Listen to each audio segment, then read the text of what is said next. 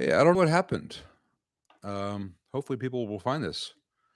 I'm back. I'm waiting for people to figure it out. I don't know. It just said my interconnection is unstable. Please wait while it tries to reconnect, and it never did.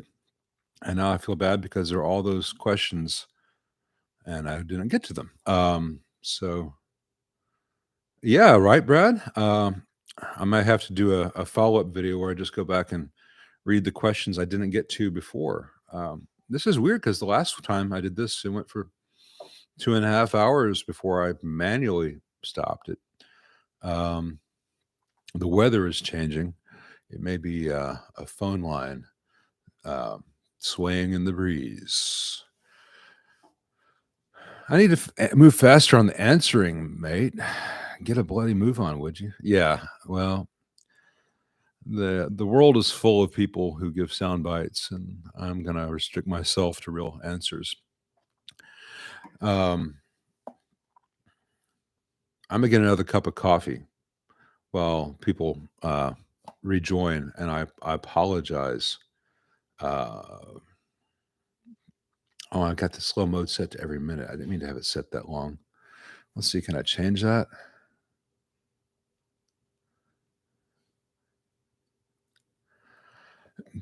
Anyway, guys, thanks for bearing with me. I don't know what happened. I'm gonna be right back. I'm gonna get some more coffee, etc. And hopefully this won't do the thing again. So, be right back.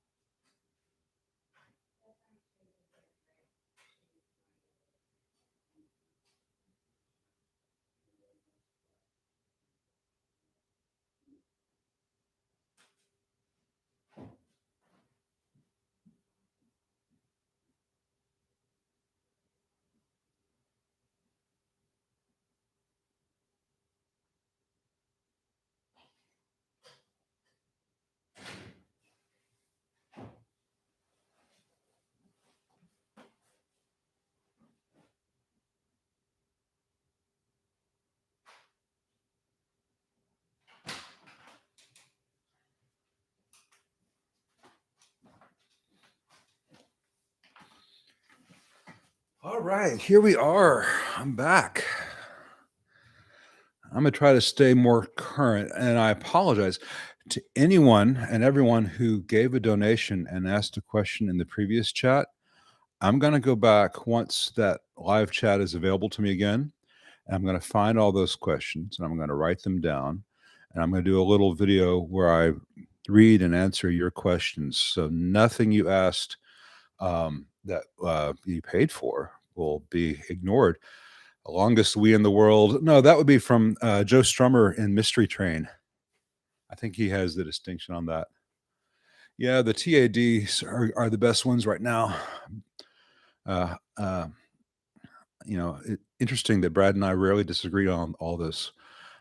It's like we keep seeing the same stuff all over the time, and the same stuff keeps being wrong, and the same stuff keeps working. So, if you place a 12AX7 and V1 of a 5F6A instead of a 12AY, will you see increased voltage on the plate? That's Baktak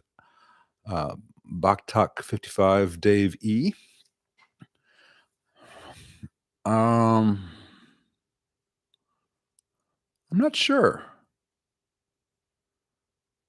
I've never thought about that. I'd have to either look at the data sheets or go in and do that. You're gonna have way more gain than with a 12AY7, but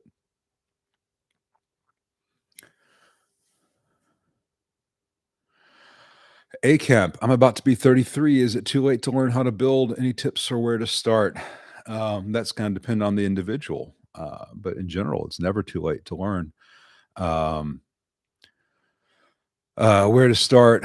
If you go back to the Tone Talk episode from last Friday, I did with Dave Friedman and Mark Huzansky, I answered that question in pretty good depth, and I think you'd also find that an interesting video to watch because it was fun, and you get two unreal guys who've made all the mistakes, so you don't have to talking to each other. Happy Saturday, everyone. Hey, everyone, hit that like button. Lyle most likely won't ask you to, so I will. Thank you, Axe Forever. I forget to shield myself. Yeah, I'm a poor salesman. I figure people know how like and subscribe works, so I try not to ask Mojo watch Mojo you and ask the question again and again and give you the same. Don't forget to hit that like and subscribe and hit the bell to be notified. I don't want to do that thing to subject you to it. But yeah, I mean, unless you're watching it on a TV, in which case it can be a problem to find out how to do it. If you're on your phone or your laptop or whatever, the like is appreciated and actually does help the channel.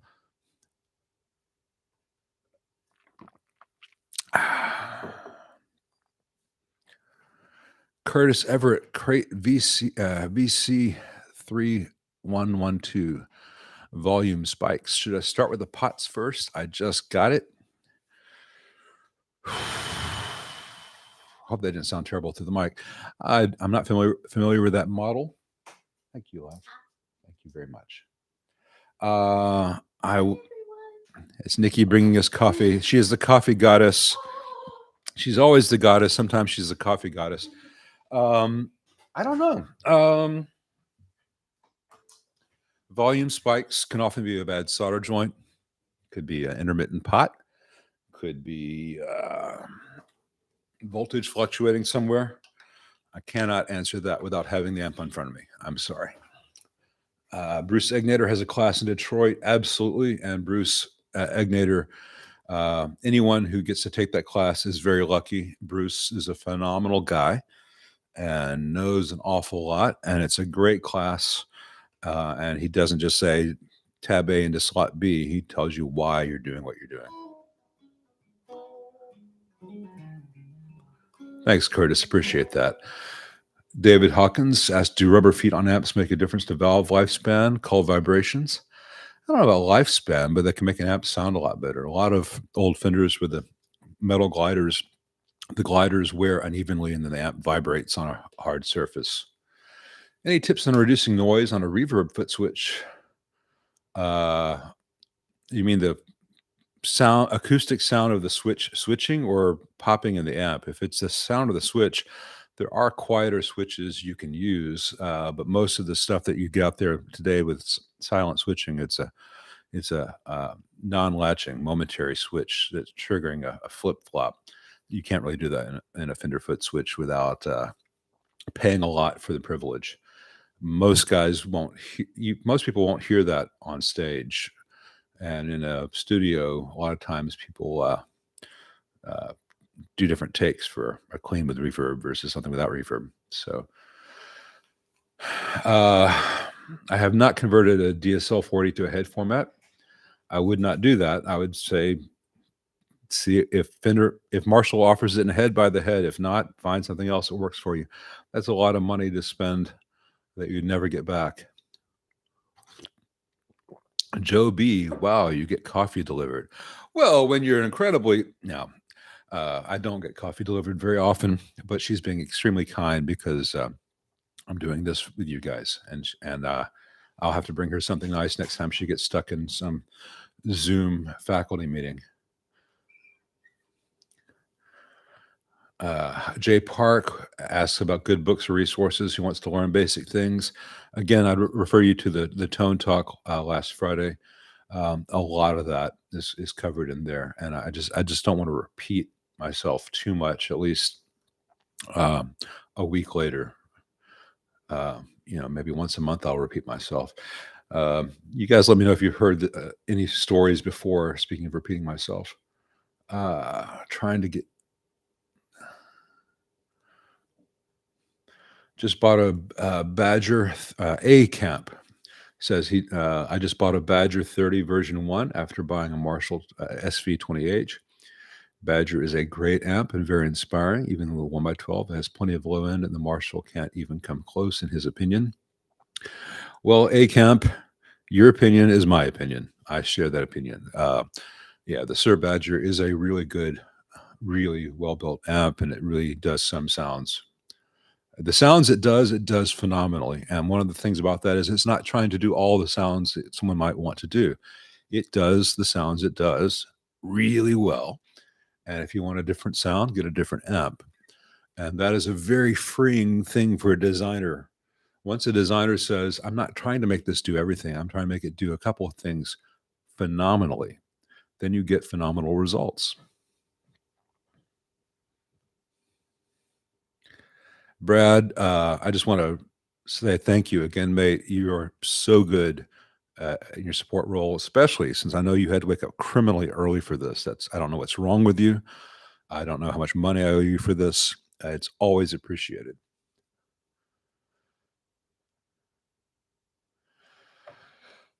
Yeah, sorry, Oxend. I was answering your question about the custom classic when the previous live stream died. If you use standby in that model, it will kill the rectifier tube. If you don't use standby, the tube will last a long time, and you don't need standby in that model. I've told why in many videos. For right now, I'm just going to go with trust me. I've worked on an awful lot of Voxes, and that amp, the primary cause of failure in that amp is people using standby. So the fault's on Vox, not on you. But just don't use standby, and that'll stop happening. The other question was high noise floor after replacing tubes. Don't worry about so much about the weak reverb. The reverb in that amp sucks, and an AC30 doesn't really need reverb. It has a really good effects loop if you get C109 changed out as needed. If C109, which is on the effects loop board on your amp, is a little box cap, it's a 0.22. Have a tech change that out to a 2.2 or larger, and the effects loop is phenomenal. The reverb sucks, not worth fixing. High noise floor, you'd have to see a tech. It could be many things, and I cannot crystal ball your amp from this far away. I have not been inside a Heritage amp, Lee. I've heard good things. I've seen pictures, and they seem really good. And it just keeps forcing me to catch up. Static background noise when using the foot switch, not the switch itself. That's from Steve Lark, referring to the Fender reverb foot switch. If it's the stock Fender foot switch that comes with the reissues with the white wire, that stuff is crap and prone to bad connections. If you have anything less than a perfect connection, you'll get static when that switch, because it's grounding out the return. I would try connecting a different. You can just get an RCA plug. connected to bare wires and touch the two wires together. And if you don't have static there, the problem's a foot switch. If you have static there, something inside the amp, you need to take it to a tech. But odds are it's the crappy foot switch. And amprepairparts.com sells a replacement non-Fender branded foot switch for the reissue models, which are better built. The reissues, though, typically have the TRS plug, not the two RCAs. So I don't know if yours is a reissue or the one with the two RCAs. The Axe Forever asks, and here's an odd question. When playing through a 4x12 cab with removable casters, should you remove them or keep them on? Doesn't make a difference in sound. Everything makes a difference in sound, but I don't think you're going to notice it as long as they're not rattling or causing weird vibrations. But typically a 4x12 weighs enough that those casters are not going to be prone to vibrating.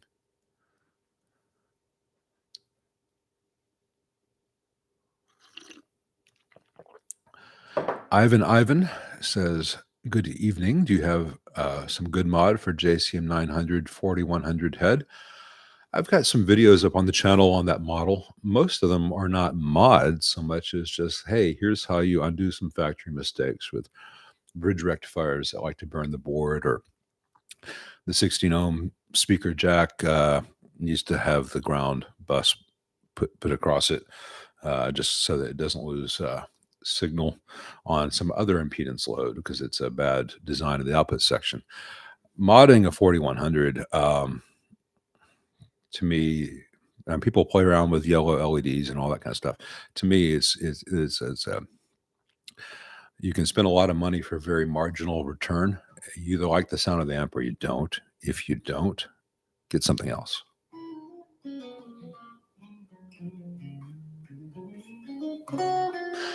Can I recommend any amp tech forums? Not really. The one I spend most of my time in is kind of a members only thing. I used to spend a lot of time on tube amp builders on Facebook, and it just seems to be dying. And I don't know why. Just decreased frequency of posts, and fewer people with great experience are taking the time to post in there. So I have not spent time with an Audio Guild or Bonham amp. Is the physical address on my website monitored? From Rax FX. The physical address on my website is defunct, and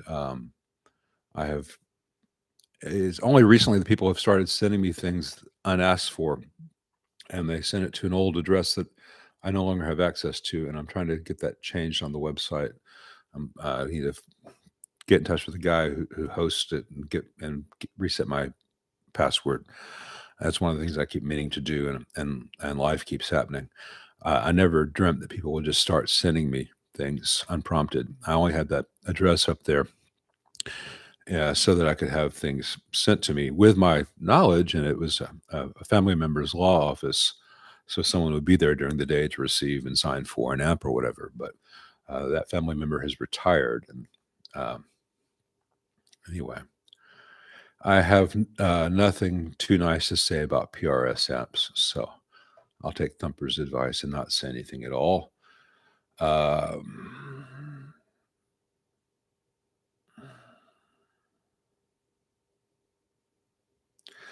Shannon Dickey, I have a 2009 Vox Custom Classic head with a matching 2x12 with blues. Other than not sounding vintage correct, are there any major issues that need to be addressed? I replaced the rectifier tube with Weber copper cap. Yeah, that Weber copper cap is going to make your amp run really hot. It's not recommended. AC30s sound better with a tube rectifier. And it's not just about the sound. It's that the voltages will be what they designed it for.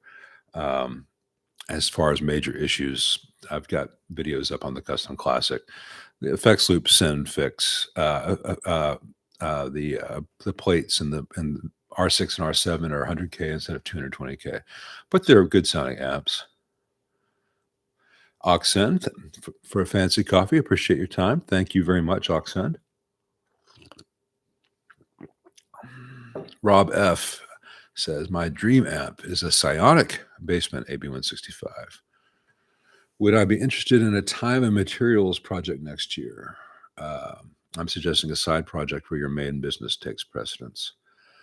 I'm not sure what you're asking. Are you saying, should I start saying, hey, here's all the stuff you need to build an amp? I don't think I would have the time to support all the inevitable questions. I did everything you said and it doesn't work. Well, that's going to happen most of the time, because even an AB165 is a relatively complicated amp if you've not been doing it in a while. There's a lot of potential for things to go very, very wrong in there. And I'm just not set up, and I don't have the time to hold people's hands as they learn how to do what I do. Why or why not use tube shields? Tube shields usually are not necessary. They can hold a tube in place in shipping. They can protect a tube from being smashed by your wah pedal if you throw it in the back of an amp. Sometimes they can change the sound either to make it less subject to noise or to make it darker. Usually it's not really that noticeable. And sometimes they can reveal a microphonic tube or exacerbate a microphonic situation to make it worse. I would feel no pressure to include them in an amp. Neither would I feel the need not to include them. Most people like to have them, but I don't think that they're necessary. And in most amps, they don't seem to make any difference. Thanks, Detroit Wrecker, for just saying he appreciates all this. Thank you, Curtis Everett. Yeah, check out Ivan. Check out Brad's video on the 4102. Yeah, the X-Class cap and the bias supply on those. I was watching Brad's video before he got to that, and I was sitting on my hands because I wanted to say, check that goddamn X-Class cap. They always fail on the bias. But I don't want to give the appearance of teaching or let alone correcting my fellow techs, especially Brad. He's got it. He found it. He fixed it. How did I become such a knowledgeable amp tech background? When you find every possible way to fuck an amp up, what's left is the good stuff. And I just said, okay, I'll do that instead. It takes a long time. But thank you for the implied compliment. Any short thoughts on Dr. Z amps? Yeah, get the non-reverb models. If you must get one with reverb, make sure it's a Mark II and make sure it's a combo, not a head. And then they're good amps. They're not my favorites. The service can be a little bit artificially high. Make sure all the jacks are tight because they don't use tooth washers. But, it's some really good sounding amps in that range. If they work for you, go for it. Yeah, GD Denson says, sorry to ask again, the channel cut out. I don't know what's up with that. Sorry about that. What speakers would I recommend for a 65 Twin reverb reissue? Thank you for all you do. Thank you. I appreciate your support. Most of my clients, I ask them, do they use overdrive pedals or are they looking for the classic Fender clean sound? If they're looking for the classic Fender clean sound, the WGS G12C, the WGS G12C is fairly close in sound and performance to a 60s Jensen C12N. It does that classic sound. Now you have an amp with that high-end response, especially if you use the treble cup on the Twin, the dreaded treble bright switch. You can get fizzy sounds with overdrive pedals. So for guys who are doing a lot of overdrive or guys who want it a little bit smoother, and I describe it to them as like the Robin Ford thing, I like the ET65 or the Celestion Creamback 65, an awful lot in those amps. And when I recommend WGS, I don't make any money off of them. I don't sell them. There's no business deal, I find that they're really well priced, really good quality, and they sound great. I like a lot of Celestians as well. I have nothing bad to say about Eminence. Some of the models I find a little. Some of them I like a lot, some of them I don't. But I'm talking out of a range of dozens, if not hundreds, of speakers. Uh, but you know, so when I say warehouse, I'm not in bed with them. If I say Celestian, the issue can be price because two Creamback 65s that's like almost $500. Two ET65s, very comparable speakers, that's about $200 to $250. So this winter, Detroit Wrecker says, this winter project for me is building a Rob Deluxe 5E3 amplifier. Thoughts regarding parts or general thoughts? Rob, that's Rob Robinette. Well, I would ask Rob Robinette. He's a good guy. I know him a little bit. If I were to say getting a deluxe, as much as possible, buy your parts from tubesandmore.com or Tube Depot. You're going to get really good quality components at a lower price. Tube Depot is better for resistors because you can buy individual resistors.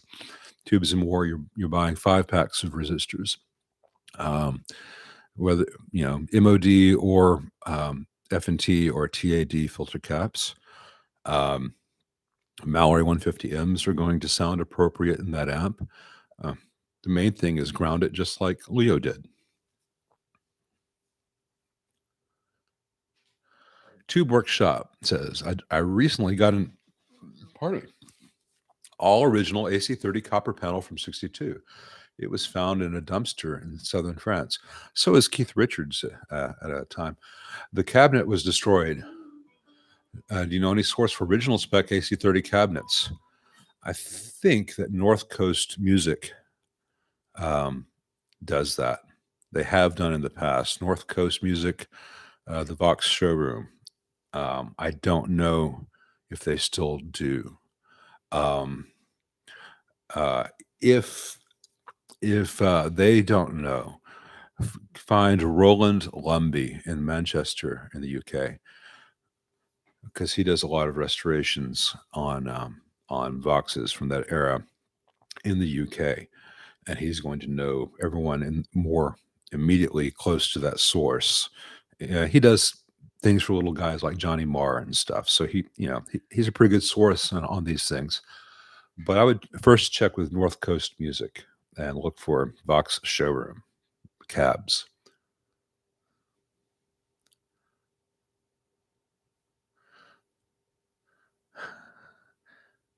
Let's see. Where are we? It keeps wanting me to be caught up. RAFFX, it says, okay, thanks. That means my gift went to Amp Nirvana. I'm very sorry. I didn't know that you were sending anything. When you sent, I got some shipping notification and I went to that address, and then it is now a tax service office, and they were closed, and we're going to be closed all that week. So hopefully it'll come back to you. I don't know. I'm going to change the website, but when I change the website, I'm just going to take down any physical address. I really don't feel comfortable with unsolicited gifts, etc. It puts me in an odd spot. If someone needs to send me something, I will give out the address. And it can sound callous or unappreciative unless you've been doing this. You don't want the internet knowing your home address necessarily. And I don't want, if you send me your amp, I don't want the rest of the world being able to say, oh, that amp is at this house and he went out to dinner. Let's break in now, et cetera, et cetera. And at the same time, I don't want to, I just never expected anyone to start just sending me things. And so I'm appreciative. That was never any expectation on my part. And Rob F has good things to say about Zilla custom cabs in the UK. That's good. The Fender forum has sections for amplifiers and tech and repair shop. I'm sure that they do. I'm not listed in most of those. I have not listed myself in most of those because I'm already busy. Have I heard anything about Harley Benton monoprice 15-watt tube amps? I hear it is a Fender Blues Junior clone. Well, the Fender Blues Junior is so cheap that it falls apart all the time, and then you get the Harley Benton monoprice cheaper build of a cheap amp. I would not give Harley Benton or monoprice amps any of your money. I've got a Vox amp plug, the little thing that plugs into the output jack. It was built like crap. It lasted about 10 minutes. Never sounded that great. I would say that the Harley Benton stuff is closer to that than to the Blues Junior. And the Blues Junior is closer to that than it is to that Princeton behind me. Rob F., sorry for the confusion. I would like you to build the amp for me. You mean the AB165 AA864 hybrid? In a couple months, when I'm caught up on the other things I'm working on, I'd be interested in doing that for you, and I do appreciate that. And I'm not trying to be like, I'd love to do it for you. I'm just too busy. I just don't want to take on something like that and have a 6 month or more, or longer turnaround. I've run into that from COVID and makes for bad feelings all around.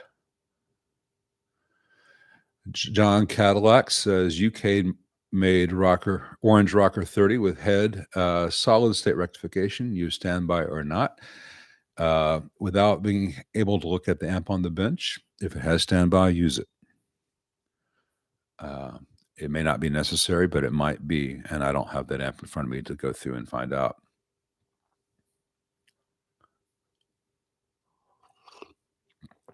Graf says, hi, I got a Weber MyWatt 200, a Hiwatt DR2 hardwired clone that has ports for biasing. Says it should be biased to 37 millivolts. Interested to test hot and cold biasing. I don't know how far I could go. Well, I want to answer these kinds of questions honestly without coming across as mean. And sometimes when you ask a question, it tells me that you should not be doing that yet. Milliamp or millivolt, in this case, the millivolt that you measure may or may not correlate to milliamps. I don't have a Weber MyWatt 200 to see what they've done on their ports, whether that's 37 millivolts equals 37 milliamps, or whether that's one tube out of a pair or the entire thing. And, I don't know if they've scaled that, since it says it should be biased to 37 millivolts. So that is kind of a meaningless number without knowing the plate voltages and whether that's the entire tube set or just a pair or just one tube. There's a lot of stuff that goes into biasing. I will say that if I had that amp on my bench, I would not use the bias ports for biasing.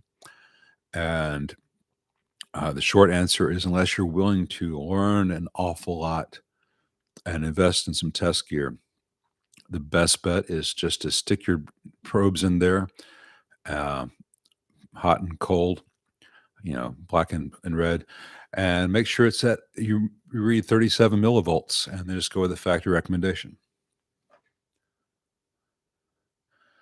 T. Martin asked, do I have any opinion of a 60s Gibson Falcon amp?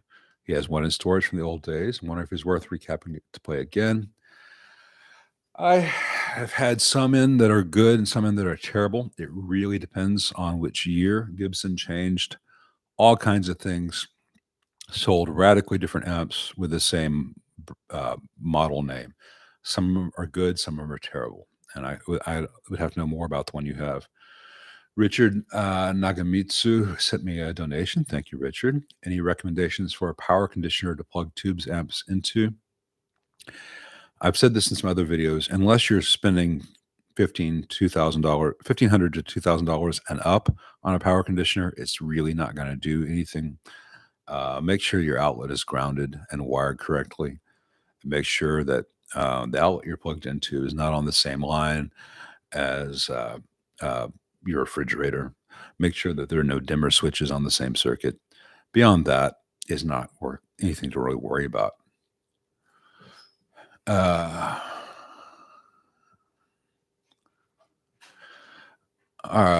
let's see here. It keeps jumping on me. Mark AB says, I picked up a Vox AC30 C2X. The effects loop doesn't seem to be unity gain. It overloads my trusty Aryan chorus. Anything I can do?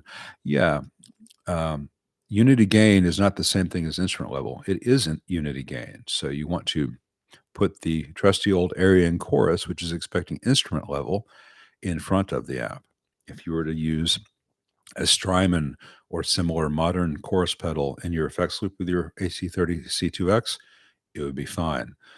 Without going too down the rabbit hole, effects loops are designed for one of three levels. There's what we call instrument level, which is negative 30 dB unbalanced. There's what we call line level, which is negative 10 dB unbalanced. And there's professional level, which is plus 4 dB balanced.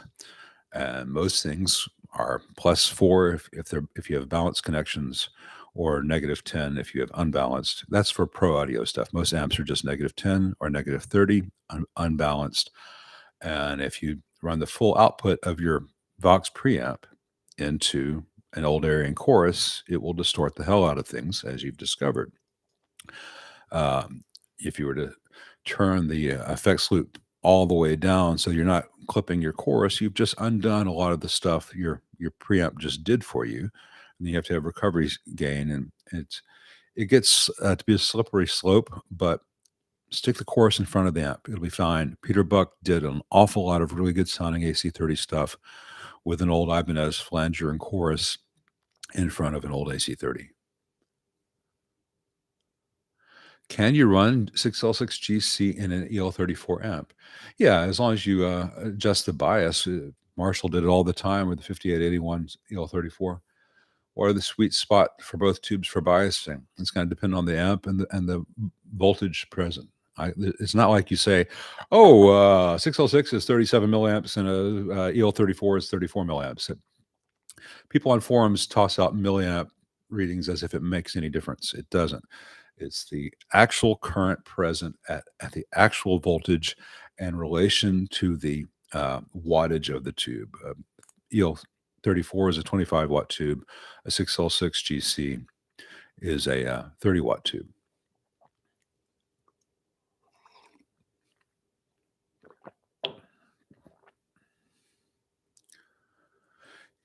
Brooks asks, if an amp chassis could fit physically larger resistors and caps, is there a reason not to use them?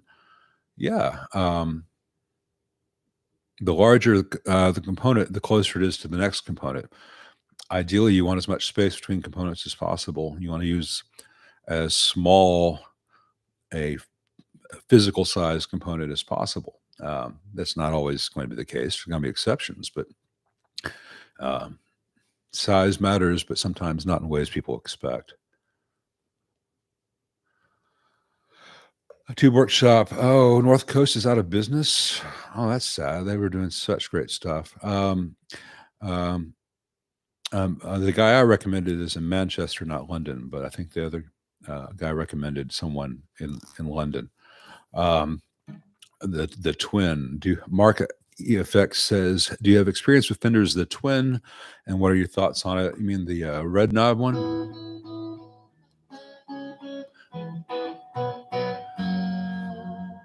I think it was a marketing move in 1987 because they wanted to compete with all the whiz-bang, push-pull Mesas and Marshalls and show that they were hip and could hang with modern sounds. The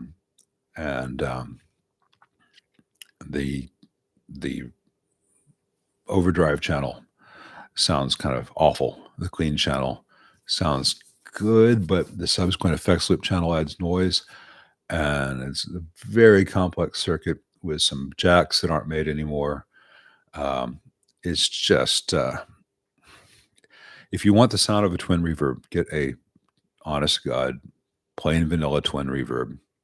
If you can afford to get one from the 60s, wonderful. If you can only afford to get one from the 70s, wonderful. If you can only afford to reissue one, that's fine. They're good amps. But there were things like the Evil Twin, the Twin, the Red Knob, the 94 that were just trying to be everything and ended up being pains in the butt. Are Mojo Tone Tweed amp kits good quality? Are there things you would change? Well, that's a tricky one because there's always things I would change. Yeah, if you were to send me or Brad a Mojo Tone kit, either one of us could build a really good sounding amp out of it without changing the components. That said, we disregard some of the mistakes and incomplete parts of the instructions. But yeah, there's nothing in there that's bad. You can get a great result, but you have to know more than the instructions include to get there. And I'm sorry about that. Thanks, Flux. Yeah, this is I tried a previous live stream and it went for about an hour and a half and then just died. And we had a lot of people talking and we're enjoying it. So I just resumed it. I was trying to get it back up as fast as possible. So dang it. I might retitle this for posterity. I have no opinions on Matamp, new or old. I've heard good things about the old ones, but in Memphis, Tennessee, we don't get a lot of late 60s and early 70s UK amps. The ones that we do get tend to be Voxes and Marshalls. So 1974X Marshall, any thoughts? Neil Lesman asks. Yeah, they're good amps. The tremolo is not so great, but the rest of it is phenomenal. Sevenity says, hi and great cut videos you put out. Thank you very much, Sevenity.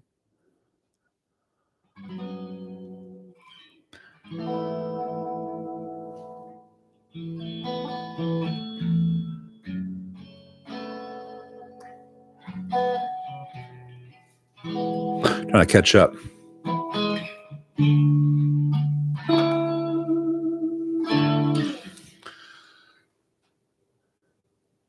Who needs chorus?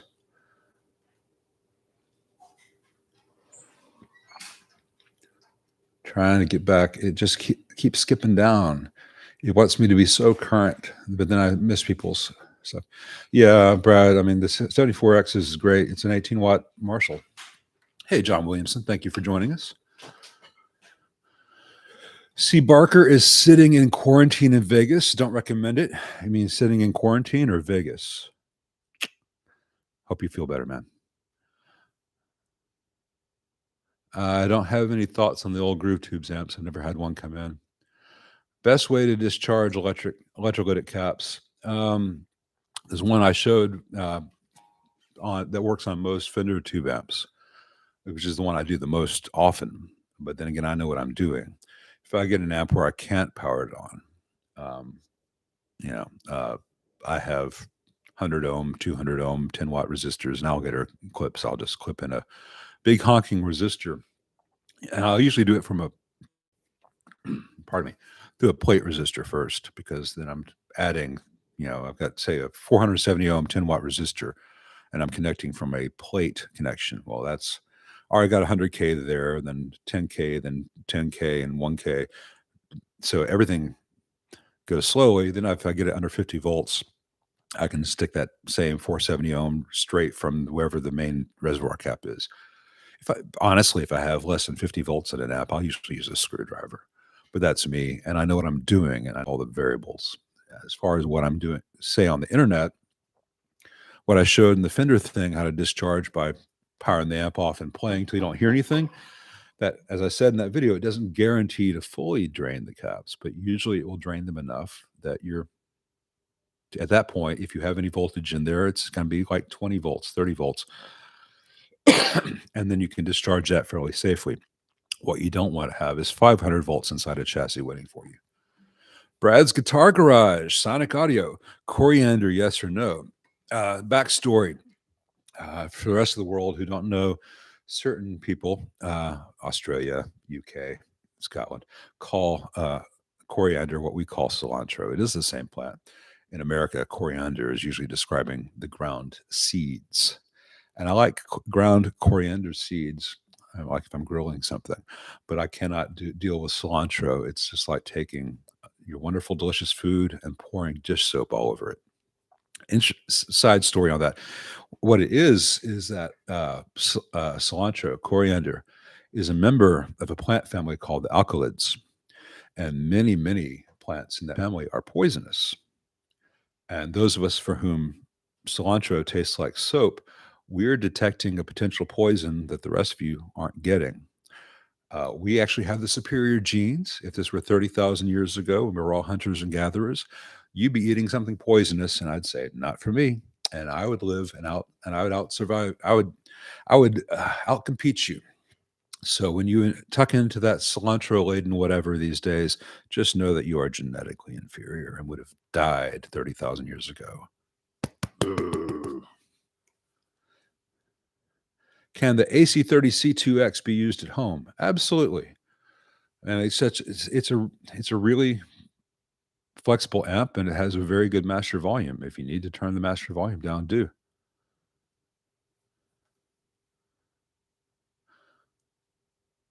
Top 5 current amp builders. Clyde Broadway asks. Oh man, I don't know. I don't. Just one second. First of all, I mostly see the amps that mess up. Second of all, there are builders with whom I am either unfamiliar or I've never had an example of their work. I imagine Mark Bartel's amps are phenomenal. I've only seen pictures of them they in which they look phenomenal, and everything that I'm seeing tells me as a tech that he's taking everything right into consideration. And I know my friend Yellow Welligan makes fantastic amps. But if I were to limit this to things that you can go into a store and buy, Germino, Friedman, Sir, maybe Top Hat, based on what I've seen. And then I'm going to obviously think, well, what about this? What about that? I don't have any experience with what Tone King's doing now. I don't have a lot of experience with Top Hat. I don't have any experience with Milkman, some others. So I've heard great things about Cat 5, Three Monkeys, a few others. But if I haven't had them on my bench, I cannot say that they are the best. And I don't know that any of them would say that they're the best. I don't think the rest of us, that sounded conceited. I don't I think once you get to a certain point, you're not trying to be the best in X field. You're trying to be the best you can do. And, can you say that John Sear's amps are better than Dave Friedman's amps? No, they do slightly different things. They get there in different ways. And then you also have to say, when I'm talking about that, am I talking about a $1,500 runt or $1,500 $1,600 Ombre, or am I talking about a Pete Thorne 100 or a BE 100? Because they're very different amps within their range. It's the saddest thing is that I cannot say Fender or Marshall, which would have historically been the first two. Lefty Mike, my outlets at my house are not grounded. Is switching the outlet to GFCI a reliable fix? Thanks. No, a ground fault interrupt. It's called something different in Europe. A ground fault interrupt switch has to have ground. Otherwise, you always have a ground fault. You need to either pay an electrician to ground at least one circuit in your house. And that sometimes can be done, say, if you have an outlet on an exterior wall, and if it doesn't violate local code, have an electrician sink a copper rod into the ground right outside that wall and drill through the subspace just to run a ground line from that copper rod at least to that one outlet. If you don't have grounded outlets, you're not going to be safe. That's going to depend on where you live, local codes, in Europe, I don't know that anything is not going to be safe these days. But grounds are important for a lot of reasons, aside from trying not to kill ourselves and make the amps quieter. Hey, Christopher Butler, I'm glad that helped. Yeah, Keith had a good stream there. I joined it towards the very end, and it was very nice to find out that Keith knows who I am. I had no expectation of that, But when I see more of those streams and chats than I participate in, because in the past couple of months, it's come to my attention that people know who I am. And if I'm in the chat room, maybe I need a pseudonym because sometimes I do it as, under Lyle Caldwell versus Sonic Audio. People still know who I am, and they start talking to me or asking me questions on someone else's channel, and that makes me feel like I'm doing something wrong. So maybe I need to be a John Smith just for that kind of thing. I can just be a dude as opposed to being whatever people think I am. Yeah, monoprice is garbage. Uh, people keep thinking, that I'm being a snob, saying blah blah blah blah blah blah. Man, junk is junk. Do you want a cheeseburger or do you want McDonald's? I want a cheeseburger. I'll mow an extra lawn to afford something worth eating. Ishin,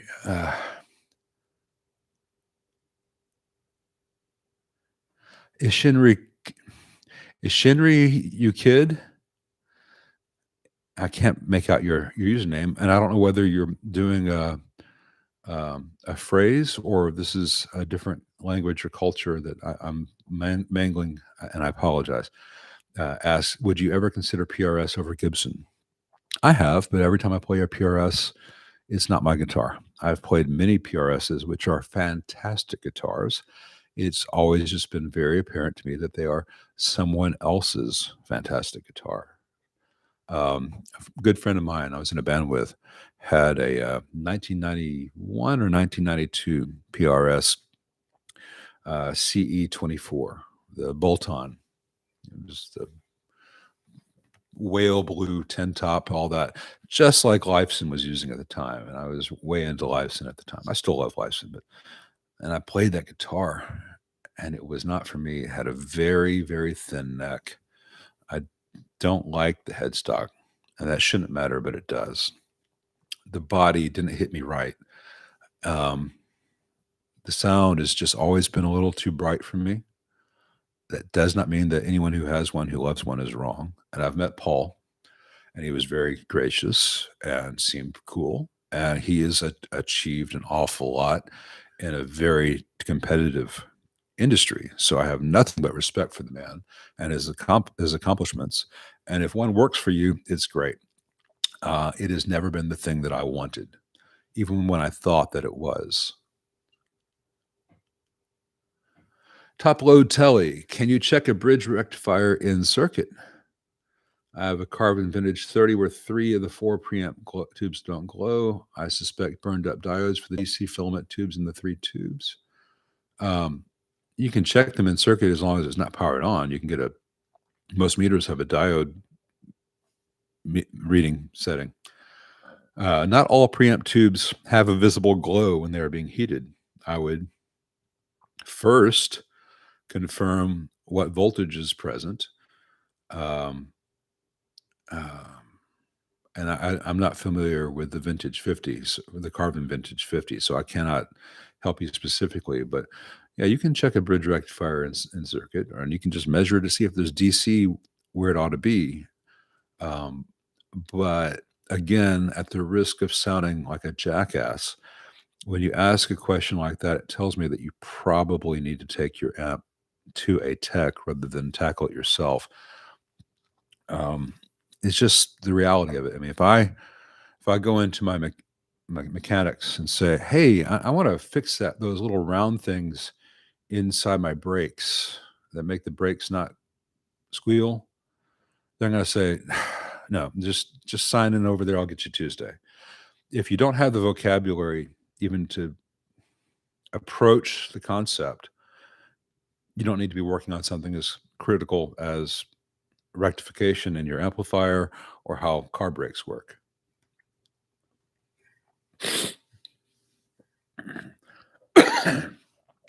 Richard Nagamitsu says, looking for a used twin reverb, which years should I consider?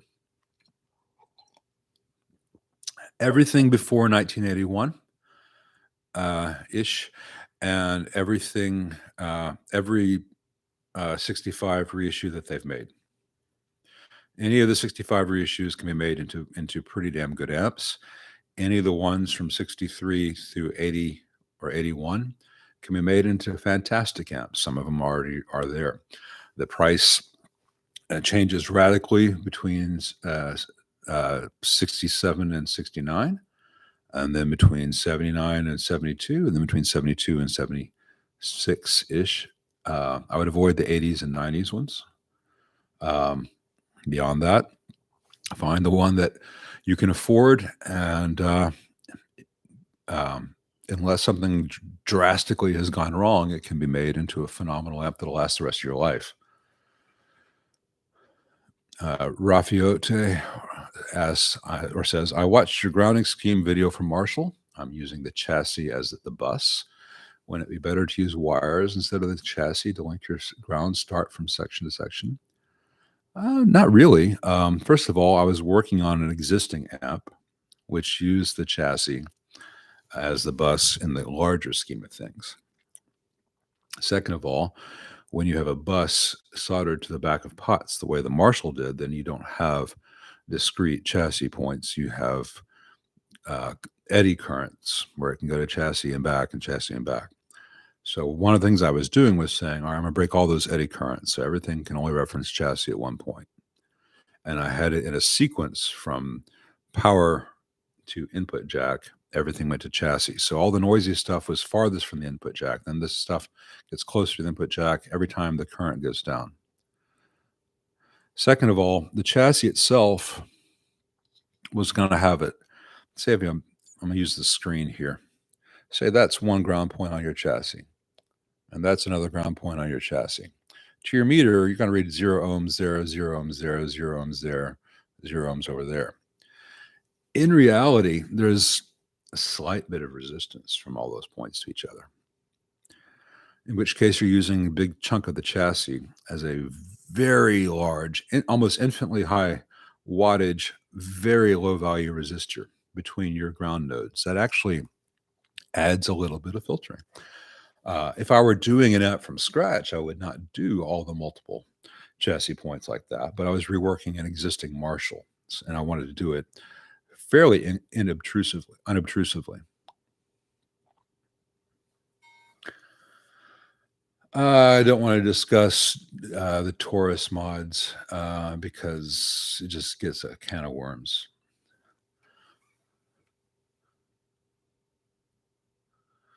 Let's see, keep scrolling. I'm really trying to get to as many questions as possible, and it keeps skipping automatically. All right. Christopher Butler asks, I have a 1990 American Standard Strat that currently has EMG S's in it. Thinking of getting a current Jim Kinman populated pick guard with his Gilmore set and harness. Is your Kinman Strat a pre-populated guard? No. This is Eric Johnson Strat. And I put 500K CTS here, and I think these are 250K. These are the Kinman traditional Mark IIs from like 2006, 2007. And, you know, it's been a fantastic guitar.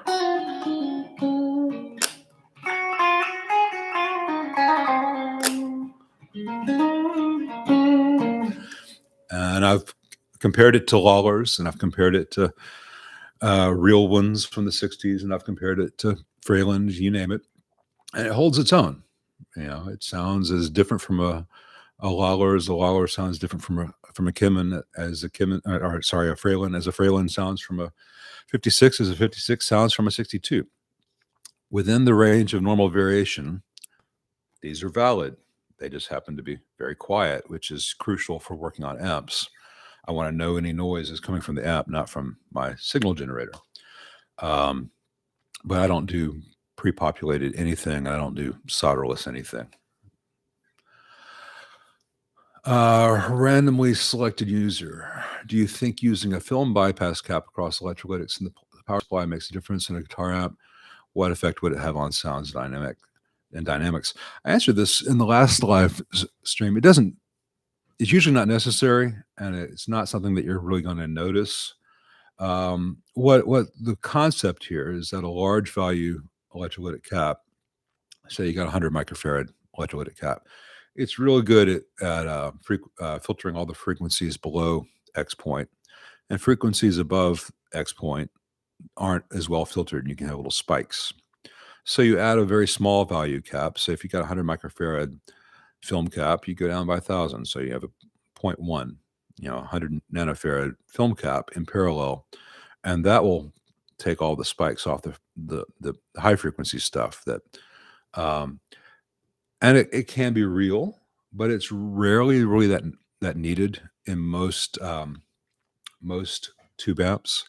A lot is made of that kind of stuff, and people using ultra fast infrared diodes and all that, and dialing out rectifier hash.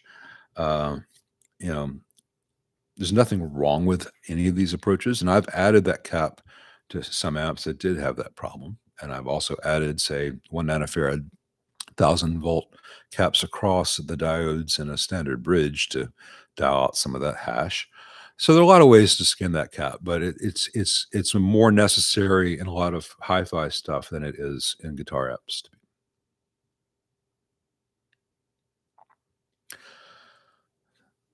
More from Germany. That's so cool.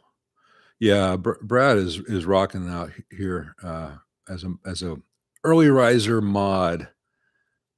Everyone is well behaved today. I took your advice and said to join the live stream, you've got to have been a subscriber for at least 8 hours. And I made sure I didn't, or I started with 10 hours. I want to make sure the bots couldn't sign up after I announced this live stream.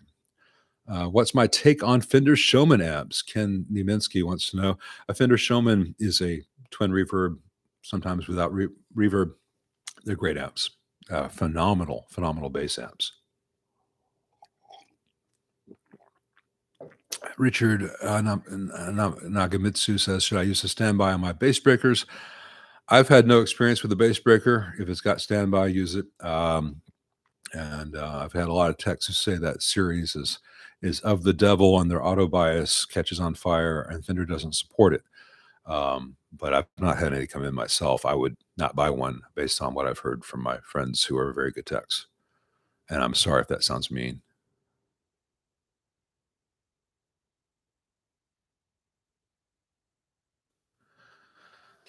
Cigarette sighing, screwed up eyes. Thank you, Gooden.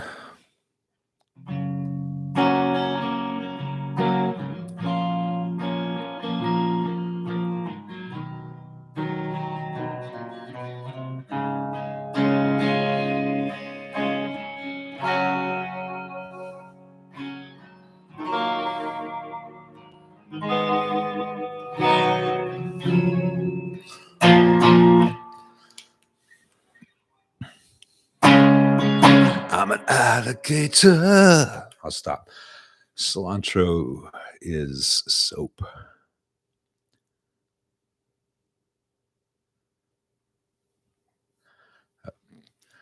A big bastard flat white. All right, man.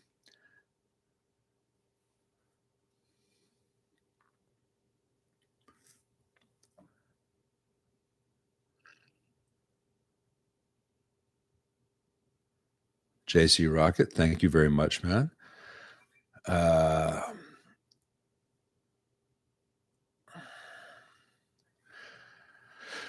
Semper Compellus. Have you ever severed one of the rear board obverse leads? Any advice on such an issue without removing enough of the connections to flip the board on a 68 vibro champ? Okay, you're talking about the connections from the board to the tubes and stuff. I don't sever them. I'll disconnect them as necessary. But I've got a video up on a 69 vibro champ, I believe. It might be a 79. Anyway, I've got some vibro champ videos. You can see me do similar things as necessary. 75 YBA. Hey man, says a well-serviced trainer is a cheap option. Not always a cheap option, but always a very good option, especially the bass masters. Dan Lurie is very good. Pros and cons using attenuator versus master volume for bedroom volumes. They sound different. They feel different. It's going to depend on the quality of the attenuator. It's going to depend on what kind of master volume, what amp, and how it was implemented. You know, I've got a Princeton reverb issue here on the bench with the volume at 1, and I can speak over it and still hear myself, everything I say. I have a good sound with plenty of sustain, but you can't hear it from the other room. So on this amp, there's no master volume necessary. If I wanted to overdrive, I'd use a pedal. If I was trying to do something really modern, if I always had to be quiet, if I was chasing modern sounds and I was living in an apartment, I'd probably get a Helix or HD Stomp, or if I could afford it, you know, Axe Effects, etc., and just do everything in the computer. 80-30 combo. Don't have any experience with those. I've got one. I think I've got one up on my channel, Megawatts, but I think it was an 80-30. I don't recall. They've got some models with similar names. Michael Smith, have you ever had the misfortune of working on a late 70s Fender Super Twin reverb? I don't think I've ever seen any YouTube videos of a tech working on one. I don't think I've had a Super Twin reverb. I've had Super 6s and I've had quad reverb, the quads, and I've had some massive 135 watt twins, but I don't think I've had a Super Twin. So if I do, I will share my misfortune with you. Steely Dan top hat, very possible.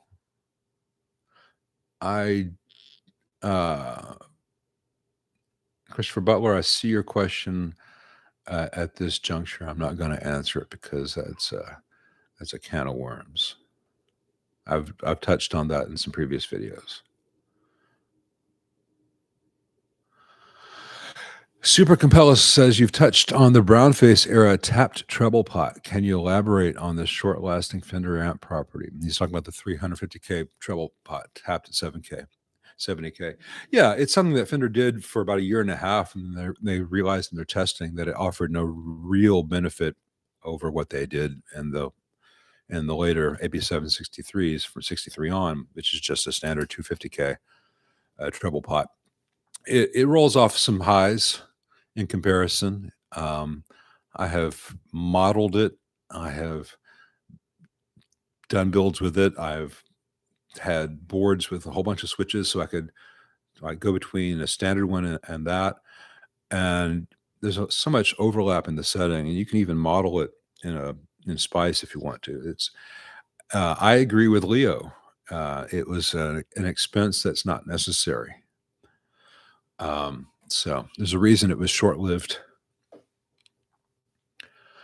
Yeah, I have experience with the current AC15 handwireds. They're fine, but I think they're overpriced for what you get. I think the AC15 Custom Series is better bang for the buck.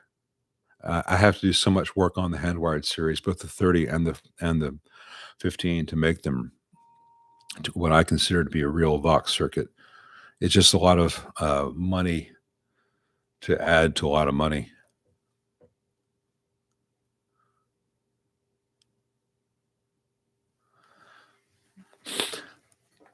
Thanks, Chris.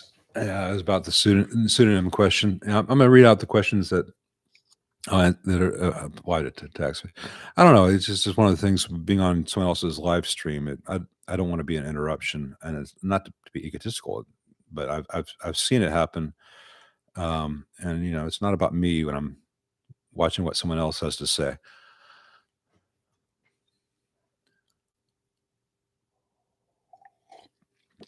Super Compellus, what would be my desert island rig? 1 axe, 1 amp, and I guess we'll be gracious and grant you a pedal.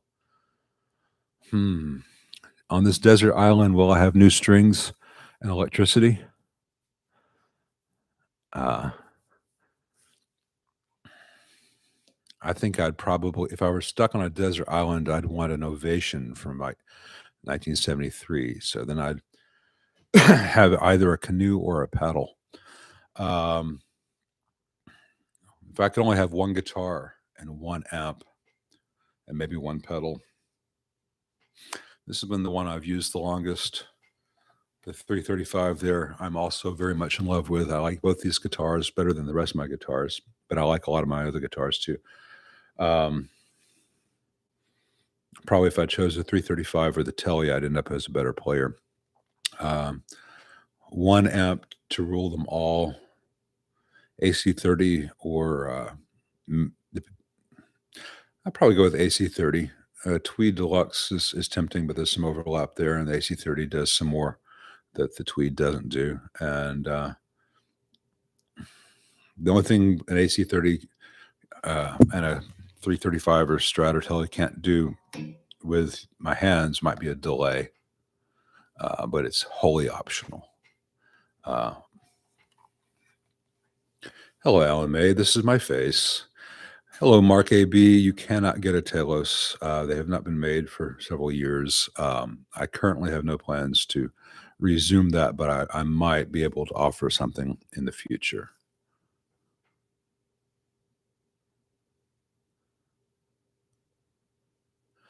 Cedar Bay, he says, stop, just state what you think. Stop apologizing for having opinions.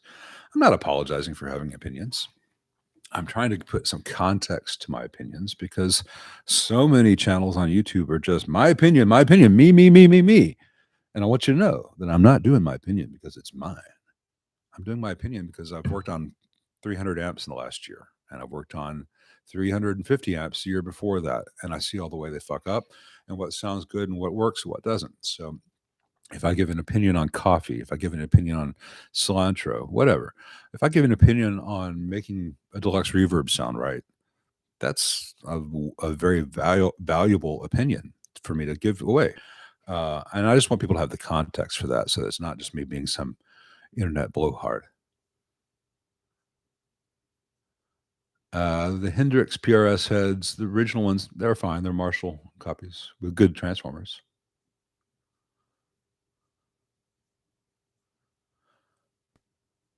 I'm sounding a bit under the weather. Well, it was 75 yesterday and it's 40 today, and I've got a little stuff up here. Sorry. I feel fine. Yeah, Brad, I think it's pretty arrogant to tell techs, I can do it, just tell me what to do and how.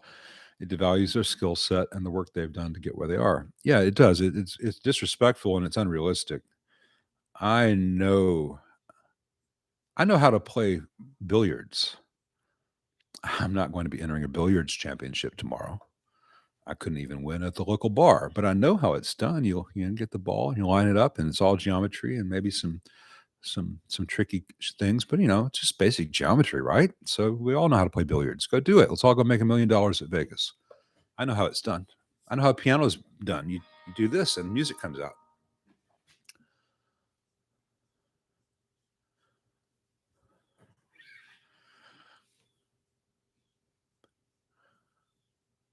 What are the typical tonal effects of a slant or top 4x12 between the top and bottom speakers? Do the bottom speakers typically have more bass?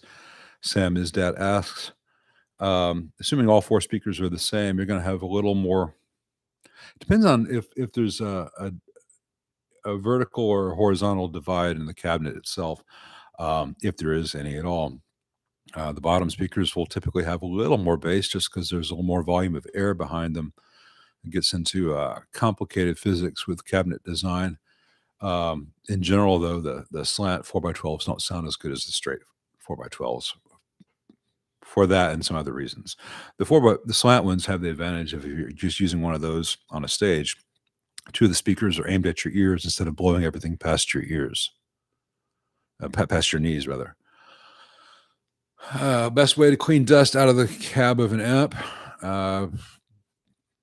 Well, as long as you don't blow it into the tube sockets, you can just take it out on your front porch and hit it with some canned air. Just don't go too close. Have I ever seen a tornado in person? I live in Memphis, Tennessee. I've seen many tornadoes in person. I've seen tornadoes hovering a few hundred feet over my head.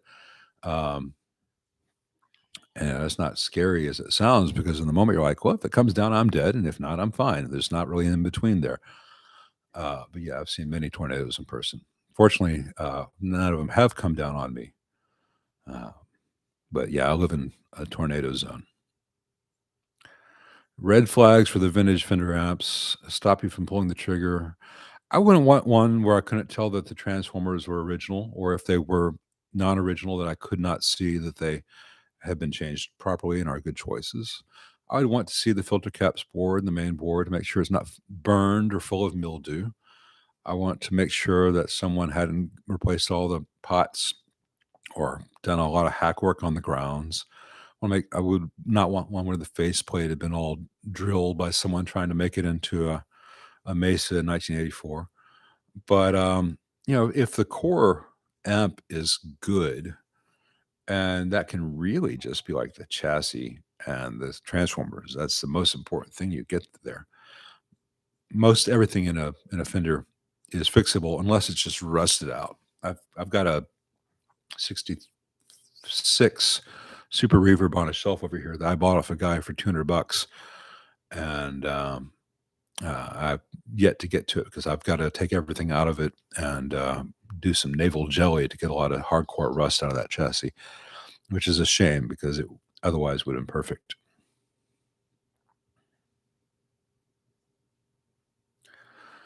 Someone's keeps scrolling.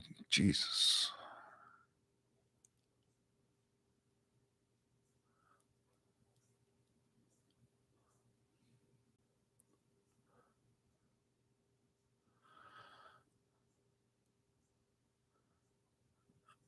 All right, I think I'm caught up now.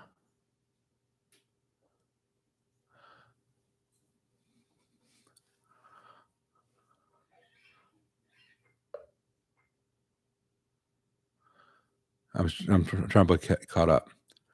Yeah, Shannon Dickey asked an interesting question. Follow-up question for AC30 Custom Classic Rectifier. You said AC30 needs tube rectifier, but AC30 Custom, the C2 series, has solid-state rectifier. Thoughts? The Custom uses solid-state rectification, but they've built in emulation of the tube amp with some resistors, which gives you both the voltage drop and the sag that you'd find with the tube rectifier. So as far as the amp is concerned, there's no real difference between a tube rectifier or the way solid state rectification is implemented in the AC30C series. But if you stick the Weber copper can cap in your AC30 Custom Classic, which is designed for the tube rectifier, your B plus is going to go up. It's going to throw your bias off. It's not going to be that sag, or worse, Weber has got a resistor in that can along with the cheap diodes in there, and it will eventually burn. They're not high quality things. I do not recommend them.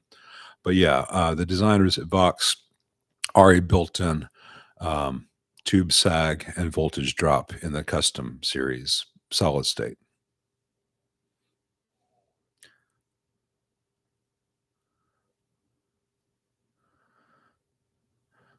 I love anise. I just don't like coriander. And I love uzo and raki.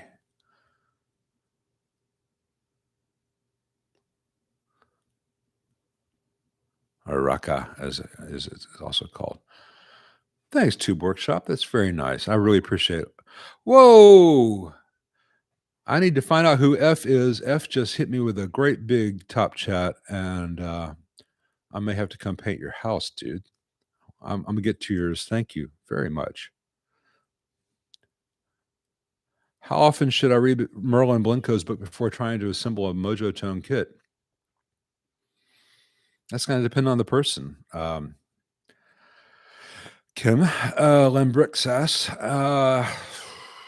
I would read it twice, and I would keep a note to myself, and like any questions that you have. Hey, why he said this? Why is this? And then go back and look those things up. But there's only so much prep work you can do. You need to know as many of the concepts as possible and then just get started. And then when it doesn't work, you're going to, oh, that's why he said that. That makes sense. And at that point, you've really learned it. If you're building an amp for the first time, You're not going to have all the test equipment that I have that Brad has and other techs, but look up how to build a light bulb limiter because it can really save you from a mistake costing you $100 or more or 3 hours of parts. Yeah, Brad's telling people how to bypass op-amp supply lines near the chip. I do that myself. It's a lot of stuff that you figure out is done, but it's not always taught in school. Yeah, the Alembic preamp, Andy Mandiak says Phil Lesh used a dual Showman preamp and it was incorporated into the first Alembic preamp. The FX1 is just a non-reverb Fender channel with 150 microfarad cathode bypass caps instead of 25, which makes no difference at all. The 25 microfarad bypass cap is flat down to like 7 hertz, and the 150 microfarad is flat down to like 0.2 hertz. And you're not going to hear any difference between those.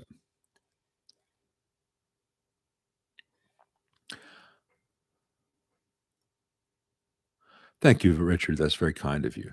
Caleb Trotter, any high gain amp suggestions less than 50 watts? It's going to depend on your definition of high gain. I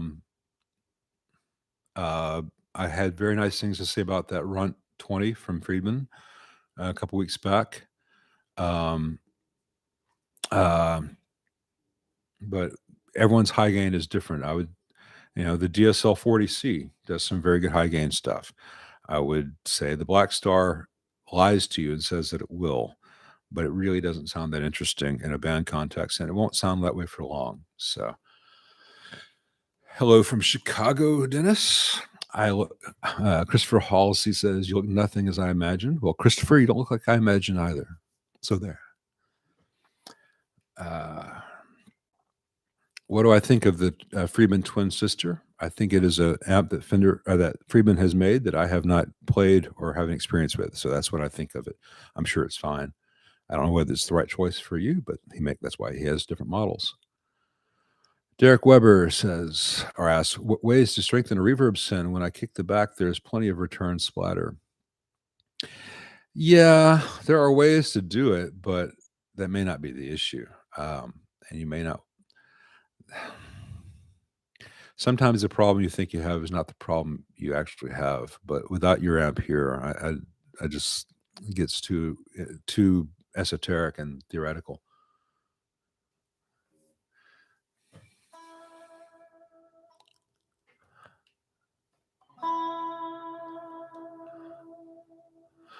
I'm trying to read through.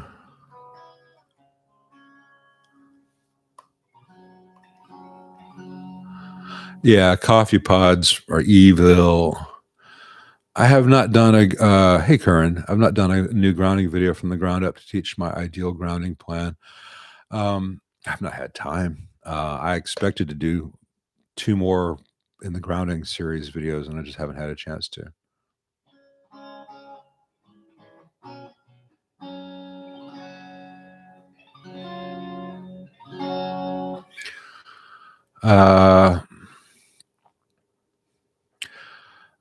What do you think of 65 amps?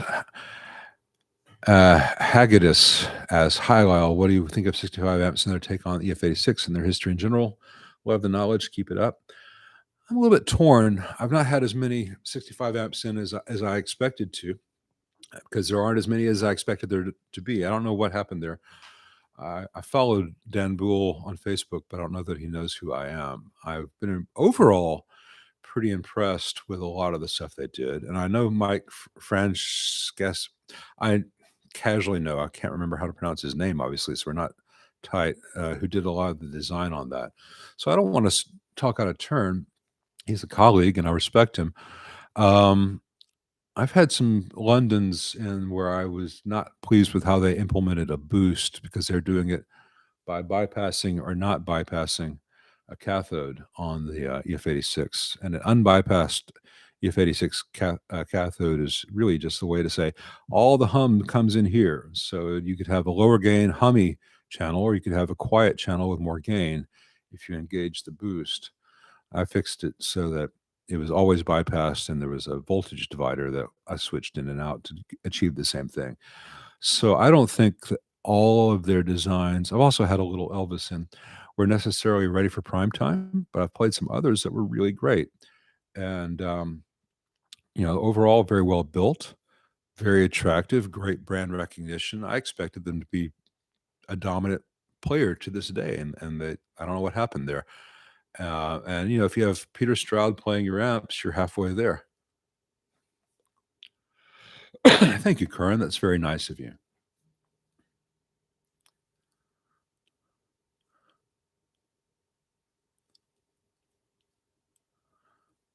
All right. We've been doing this for about an hour and a half, and we did the previous one for about an hour. I'm gonna try to catch up and hit some high points on some questions that have come in, but my bladder is saying this about time. The ground scheme on the Excalibur is very similar in general. It's a refinement of what I show in the ground scheme improvement on the Marshall. And that's going to be a little bit different in the final version because the first two were terminal turret board prototypes. More on that later. I'm having to skip some questions because I need to get onto some other things that need to get done today. Thank you, YBA, on the Honest Subjective channels. If I miss anyone, I apologize. Fixed pedal boards, man, that's who the F was. Thank you so much, man. I'm gonna be getting in touch with you this week about chassis and stuff, and I'm trying to get some accurate measurements, so when I talk to you, I will not be wasting your time. I will have, hey, these are the dimensions, and let me know how we need to do this to turn that into a plan. I'm talking a little bit out of school here, but thank you, Fixed Pedal Boards. I'll be in touch with you. And you guys all check out Fixed Pedal Boards. Is it fixedpedalboards.com? Really good site, really good service. And he makes chassis and faceplates and things for those who've been asking about the Excalibur 15. So that's very kind of you, Tim. All right. I'm trying to get more or less caught up. All right. Jerry, while I in the past live streams or two, I've given advice on the JC120, and it boils down to it's not 1978 anymore. They're not worth buying today, in my opinion. You can get all kinds of clean with chorus modeling apps, etc. Yeah, the guys, Tube Workshop and Brad talking to each other. You don't need to have a light bulb limiter, but you've got isolating transformers, you've got ground, you've got current meters, you got current limiters, you have all this stuff. I'm saying for someone who's just starting out, you can build a light bulb limiter for $25 and protect anything that you're building. And I still have a use for it, even though I have all the other stuff, because a lot of the times it's just a lot faster for me to use the light bulb limiter.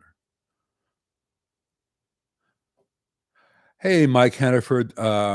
Hi there, Lyle. Thank you very much for your videos on the AC30 TBX, hum fix, etc. My 92 TBX is now blowing heater fuses. Arg, Mike in England.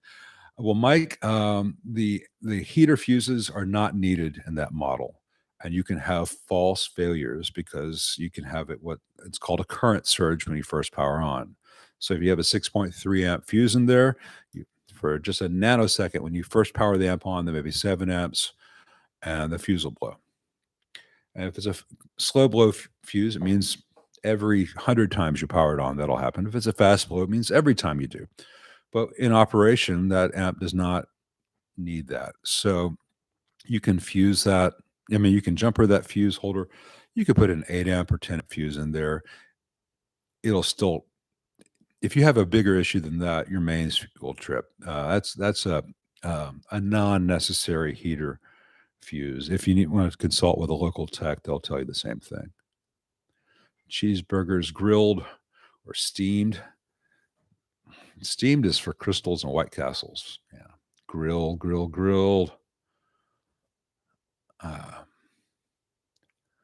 I think this is the second time someone's asked about the McIntyre Bassman mods for the guitar player in the 90s. I'm not familiar with those. Sorry. I have no take on Pierce amps. It keeps switching. For everyone whose question I'm missing, I'm sorry. I have no experience with the Tone King Imperial, the current ones. Is Mike still making 65s?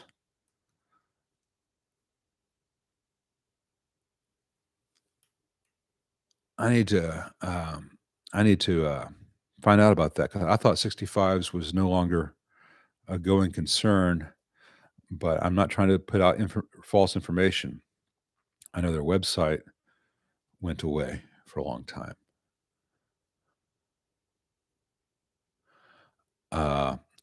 How Mangana, or João, sorry. I studied Spanish, and then Portuguese always sneaks up on me like that. João Mangana, how are you doing? We've been wondering about the Bass Breaker series from Fender. What about the Vox AC10 versus the 15? Well, I have bad news. The Bass Breakers are, I hear from my fellow techs, are hot garbage. Avoid those. And I have to say the AC10 is hot garbage as well. The AC15 is the kind of like one of the starting points for getting a really good amp. I've got videos on the AC10 and the 15 on my channel, and I just have to refer you to those for time right now.